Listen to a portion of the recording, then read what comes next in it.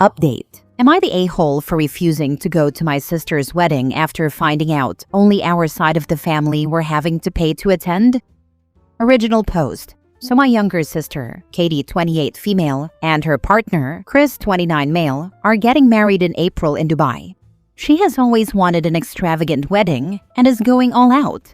The wedding is happening over 4 days. There are 70 guests, but they want us, me, my husband, and parents, to stay in the same hotel with them along with her bridesmaids and groomsmen. I'm the maid of honor. The hotel is pretty luxurious, so with flights, it's costing us just over £2,900 each.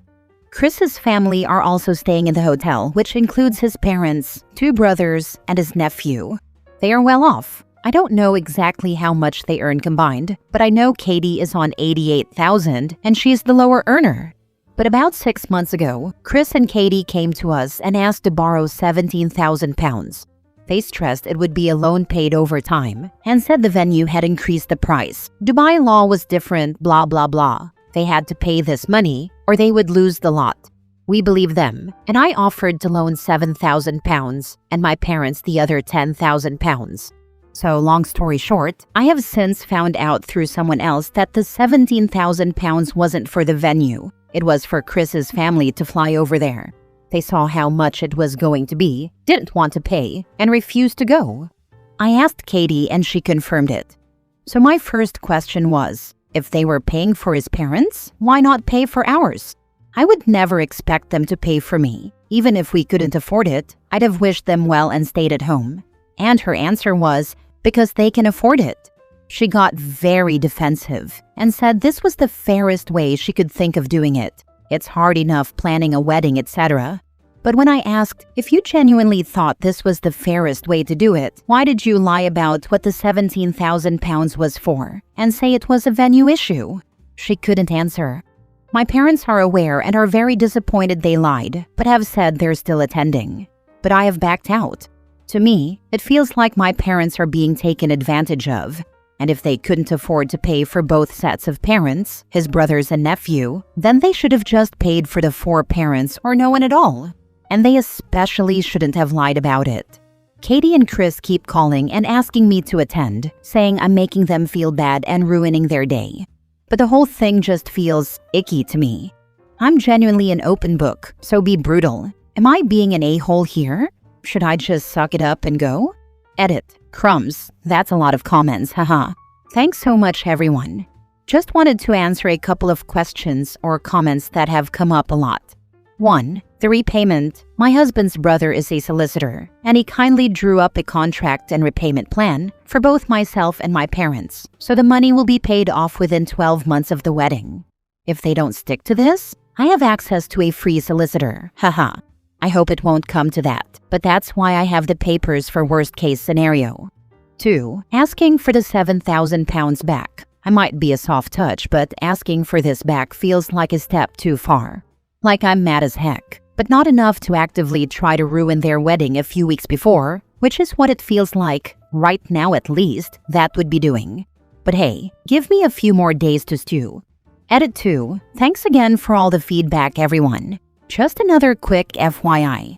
A few people have asked about Chris's family or seem to have the impression they're well off.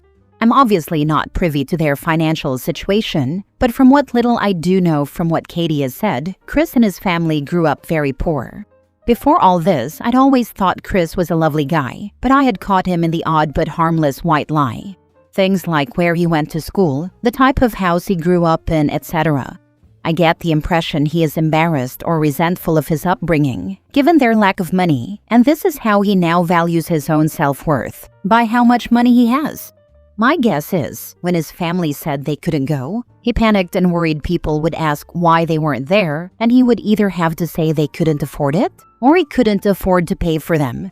And look, his past trauma or experience is not for me to judge, but if that were the case, it just makes me more mad that they both didn't plan ahead and talk to friends and family about what they could afford before booking Dubai. If it was such a deal breaker for his family to be there, they should have factored in the cost of paying for all parents to attend, instead of thrusting a £3,000 per person bill at them and expecting them to rock up. Now for the top comments before reading the update.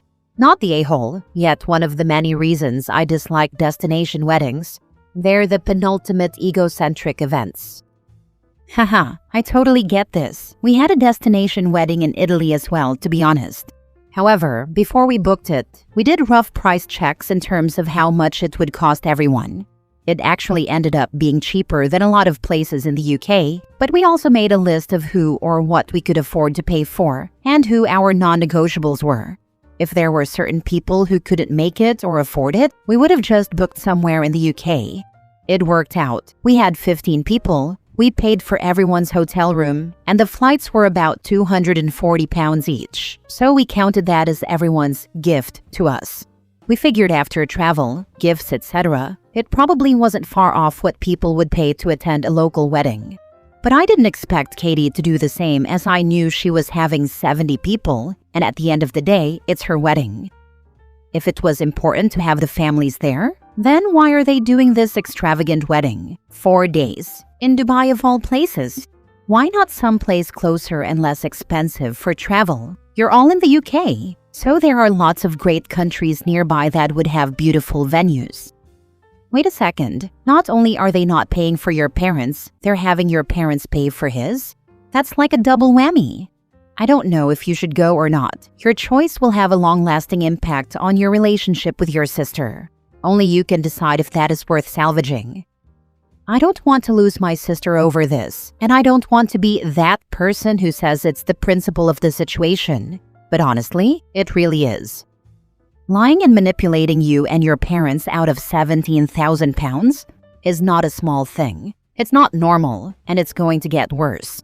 How long are you going to let her continue to use and lie to you? Honestly, this is so out of left field for her. I've never known her to do anything like this before. It's still sinking in. Now for the update 3 months later. I had a lot of messages at the time of posting asking for an update on what I decided to do, so I wanted to check in. So, in short, I didn't end up going to the wedding.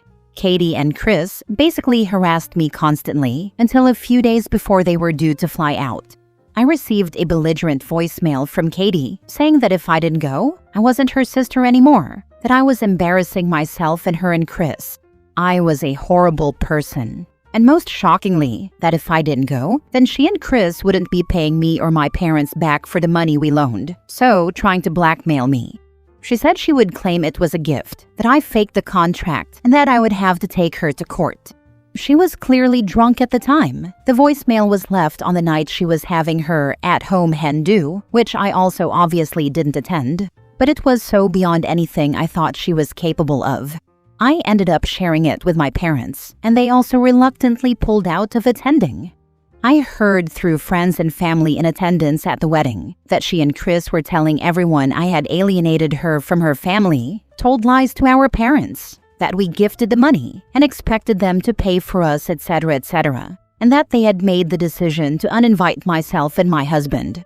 Other more insulting things were said that I don't particularly want to go into. Suffice it to say they were very hurtful.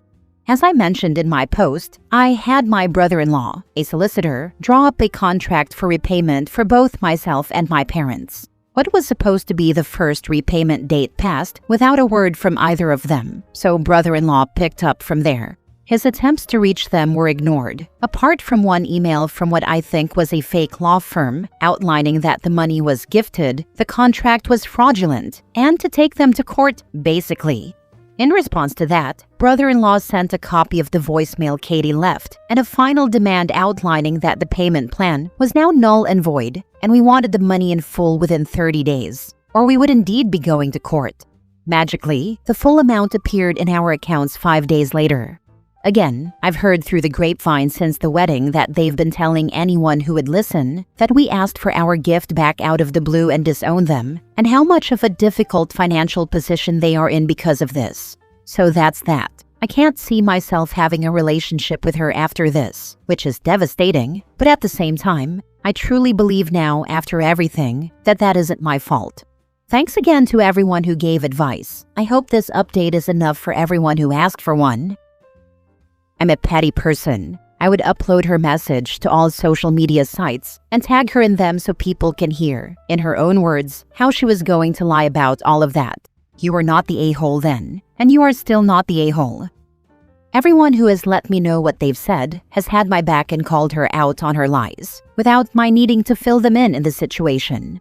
She's doing enough damage in her own. At this point, I think the best thing I can do is let them dig their own grave and stay silent. Nice. When they go low, you go high. They're only embarrassing themselves. Shame it had to go this way. I'm actually super impressed she took the high road honestly, because if they go low, I'm going to hell. I think the worst part of this whole story is that if Katie had just been straight up and said, "Hey, we really want this for our wedding. His parents can't afford it. We're willing to pay so they can attend. We just don't have the cash on hand with all the other wedding expenses. Can you loan us money and we'll pay it back after the wedding?"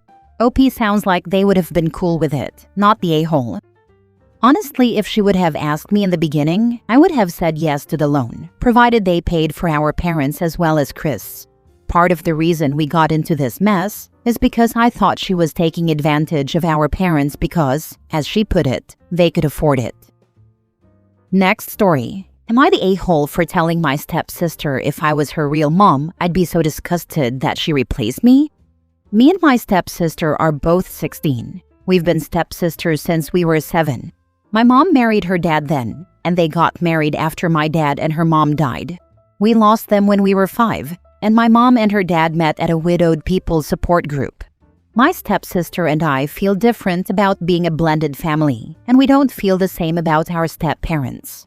From the jump, she was happy to have my mom around, and she called her mom before my mom and her dad were even married. She said her dead mom was her first mom, and mom is the person she calls just mom now. I cried for days after I first met her dad and realized my mom was dating him. I never wanted to call him dad, and I never do. Not even one time. I only have one dad and he's gone, and I'd be happy if my stepsister's dad focused on his own kids and left me alone. My relationship with my stepfather is okay for the most part. It hurts him that I can't accept him the way his daughter accepted my mom, but we don't fight, not like me and my stepsister do. My stepsister has always said she doesn't understand why I want to ruin our family. She's called me heartless more times than I could count up. When we were 13, she was grounded for a month for telling me that if I was so dead inside that I couldn't love our family, then I should just go be with my dad. She said it to me again last year. I didn't tell my mom about it or my stepfather. I didn't see the point. I've been mean or rude right back. Sometimes I've even said stuff without her bothering me. There were times she wanted to bond as sisters, and I told her I didn't want her or like her, and to go away. I've called her annoying and I said she sucks the fun out of stuff. She does that to me sometimes, mostly when I'm having fun with friends. She'll get mad that I'm being happy and tell me it's sick that I can be happier with friends than with our family. Or if she sees me hugging or being close with my friends, she'll tell me I never hug her or her dad, and she'll complain about it and call me names. I hate it when she does that. I know she's jealous because she knows I don't love her. I don't like her either. I think she loves me but dislikes me, which makes things more intense. Our half-siblings are another fight between us. I'm closer to them and they seek me out more than her. And it hurts her feelings and makes her mad at me because she's accepted everyone as family and considers us one family while I don't. But I do accept my half-siblings, and I even love them. We've always had fights before. Fighting between us is not uncommon, and we even fought for 2 years in family therapy. We made no progress, and the therapist was not able to fix us like my mom and stepfather wanted. But we had a fight last week that was kind of different, and my mom is coming down super hard on me for what I said, and my stepsister is getting a pass. Father's Day was being talked about, and my half-brother asked to see what I got for my dad's grave. My stepsister lost her mind and started yelling at me about how I don't appreciate her dad like that, and how I let mom get something from me to him. How I didn't even want her dad to get something from me on Father's Day, and I'd only make a kind of effort on Step Family Day, which is a US thing that isn't that well known about. She told me that my dad would be so disappointed and ashamed of me treating my real dad like that, and dad would know that he wasn't around to be my real dad, and her dad had more than earned that title or place. Then she told me that if there was an afterlife, that I'd never see my dad again, and that I'd end up alone because I deserved to be. I didn't hold back. I told her to go get lost, and then I told her if I was her real mom, I'd be disgusted that she replaced me, and I'd make sure she never got the peace of mind of knowing I was okay with it. I told her she had no loyalty to her real mom, and I thought it was sick, and that she saw people as easily replaced, and at least I give a crap about my real family. My stepsister left the kitchen, which is where the fight happened. She went up to her room and she cried, and she's still upset. She withdrew and was different all week. Even teachers noticed. My mom told me I had no reason to be so cruel, and how could I go so low in that fight? I argued that she was the one who went that far first. Mom told me what I said was worse and so unfair, when my stepsister was a good enough kid to love and accept and open her heart to everyone, which made me and Mom fight because I told her she didn't have to keep me here if she felt I was that bad. That only made my mom angrier. Am I the a-hole?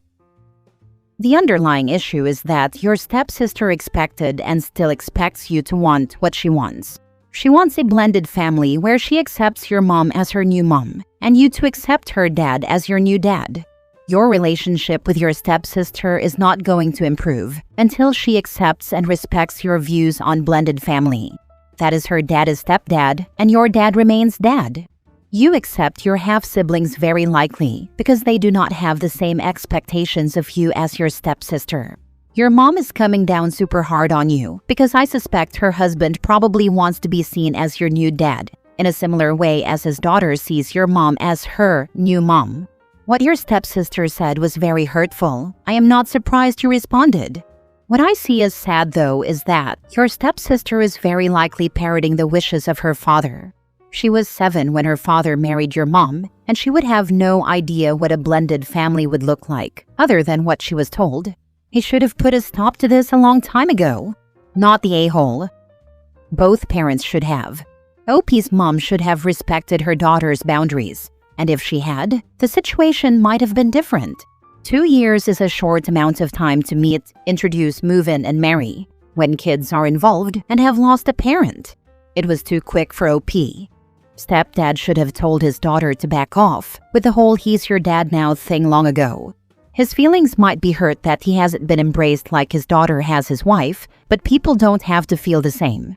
The halves understand that their dad isn't her dad. They ask her questions without accusations or expectations, and that's probably why OP likes and loves them.